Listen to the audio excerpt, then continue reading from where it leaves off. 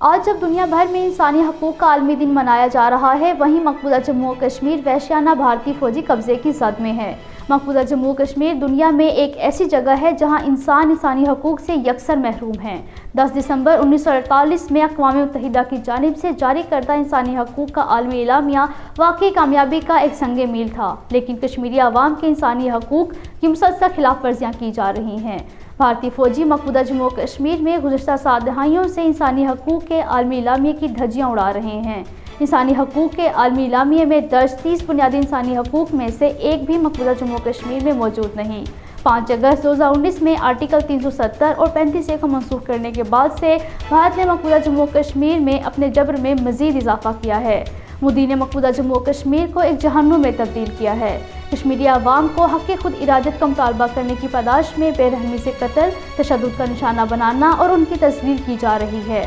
گزشتہ 33 برسوں میں 96,156 کشمیری شہید جبکہ 1,65,385 گرفتار کیے جا چکے ہیں۔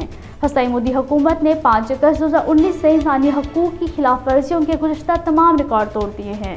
صدر پاکستان ڈاکٹر عارف علوی نے آج انسانی حقوق کے عالمی دن کے موقع پر اپنے پیغام میں کہا ہے کہ انسانی حقوق کے حوالے سے ہمیں مقبوضہ جموں و کشمیر میں اپنے بھائیوں کو نہیں بھولنا چاہیے جو بھارتی مظالم اور ناانصافیوں کا شکار ہیں۔ وزیر اعظم پاکستان میاں محمد شہباز شریف نے انسانی حقوق کے عالمی دن کے موقع پر اپنے پیغام میں کہا ہے کہ مقبوضہ جموں و کشمیر میں انسانی حقوق کی صورتحال کا بغور جائزہ لینے کی ضرورت ہے، کیونکہ کوئی بھی کشمیری بھارتی جبر سے محفوظ نہیں۔ انجمن اوقاف جامع مسجد سری نگر نے میر وائز عمر فاروق کے گھر میں مسلسل غیر قانونی نظر بندی کی شدید مذمت کرتے ہوئے کہا ہے کہ میر وائز 5 اگست 2019 سے مسلسل گھر میں نظر بند ہیں۔